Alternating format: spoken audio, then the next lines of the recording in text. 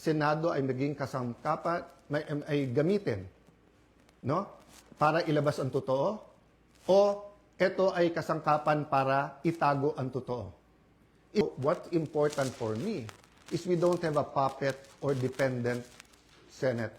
And what's important to me is that on Thursday, matuloy ang Blue Ribbon and tumuloy-tuloy yung iba't ibang mga committee. So I challenge all senators, both from the minority and majority, what's more important to us?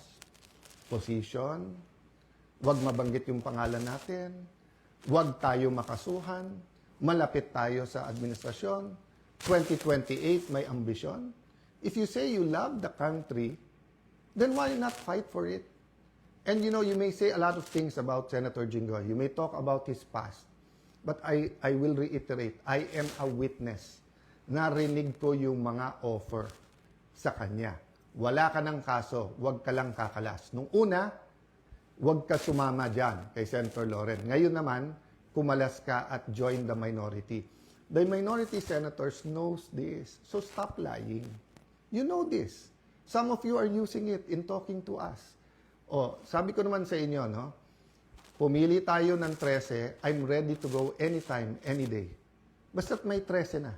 Show me 13, wala nang problema. Ang pakiusap ko lang, let that be 13 that are fighting for the truth. Problema, for the last 3 weeks, walang ginawa. Kung hindi, takutin kami, i-twist ang aming arm, operan ng kung ano-ano, para lumipat sa kanila. I'll go back to that later on. What's my point?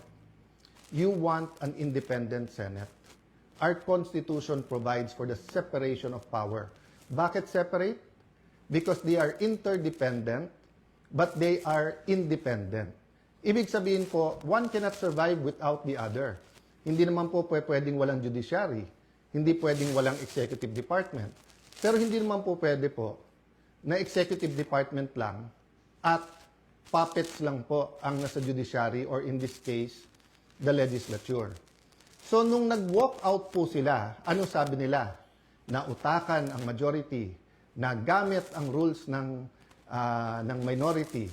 Ang sabi nila, master ang play ni Senator Tito Sotto dahil alam niya yung rules. Ayaw po nila na magkaroon ng online dahil sa bibig na rin nilang nanggaling. Sabi nga nila, ang isda sa bibig ng gagaling, may ikukulong daw. Bakit nila alam yung timing sa kulong? Sinabi ni Senator Jinggoy, hindi lang ngayon nangyari sa kanya yan, since February. Wala na daw kaso, pag siya po ay sumunod sa kanila. In this case, lumipat. So sabi ni Senator Jinggoy, sa susunod na kabanata na lang, sasabihin niya po or sa kanya niya sasabihin ko ano ebidensya niya kung sino-sino. Hindi hearsay sa akin to dahil napakinggan ko yung ilan nilang conversation. So alam ko for a fact na totoo na binabargain ang kanyang kaso, mabalik lang ang majority sa ngayon na 11 o minority. Kaya parati ko inuulit-ulit, huwag kayong magpa-11 sa 11. Eh sabi nila ngayon, paano na yan? 11-11 na. So truth, nag-walk out sila dahil ayaw po nila na makaboto yung ilan naming mga kasama. Yun po, sa kanila mismo nanggaling yon.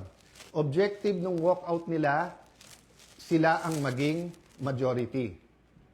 So ngayon naman po na walang quorum at walang session yesterday and today, may kasamang mga protesta yon. Protest against a puppet Senate na gusto nila. But it is also a parliamentary tool to ensure na tuloy ang Blue Ribbon hearing sa Thursday. Ulitin ko po ha, ginamit nila yung parliamentary tool na walk out para po hindi matuloy ang pag-change ng rules. So ngayon po ang majority, ginagamit din po ang rules sa tama, morally, legally, to ensure na hindi agawin ang mga committees para po matuloy ang hearing ng Blue Ribbon sa Thursday at ang iba't iba pang mga importanteng hearing sa bawat committee. Yes, you heard me right. Sa kanilang official or unofficial spokespersons, no? Meaning sila mismo or yung mga avatar nila or yung mga vloggers, formal, informal, PR spokesperson ang nagsabi na. Sa 11-11, umabsent lang yung isa, mag-abstain lang yung isa, they can move. Sabi po sa isang pahayag o isang vlog at sa iba pong mga news reports, di ba? Pwedeng maging lame duck Senate President, si Alan Cayetano. Taga-Taguig at Pateros po kami. Kahit lame duck, lumalaban pa rin. No? So, alam po namin plano nila. Ang plano nila, abangan, tanggalin ang mga committee sa legitimate majority. Why do I say legitimate majority? In a completely independent Senate, 13 is 13. Kahit nasa abroad, kahit fugitive, kahit na nakakulong. In a democracy, you cannot say, I love democracy. Tapos pag minority ka, gusto mo, ikaw masunod. Pag minority ka, you have a moral influence to try to influence the majority. But you cannot supplant your decision for the decision of the majority. We have the majority. 13 elected senators out of 24. Actually, 14 kami na pressure nila yung isa. In the future, I can show you paano siya tinakot and I can show you kasama talaga namin. Ang problema nga tinakot at ang pagpihit ngayon pagkakulong ni Senator Jinggoy ay ginagamit nilang panakot sa iba. Don't get me wrong, ha? I'm not blaming the Sandigan Bayan or the law or legal processes. I'm saying later on it will be revealed that they abused the Blue Ribbon Committee, they abused, di ba, yung paggamit sa investigation ng DOJ at Ombudsman. And also on the walkout by the minority. In both cases, may objective. Nung May 11, kaya pala nandun yung NBI, kaya pala pinapasok nung mga nasa majority noon at nasa minority ngayon, ayaw nila magkaroon ng palitan ng leadership. Ang sinabi nila na hindi katotohanan ay dahil daw to sa impeachment.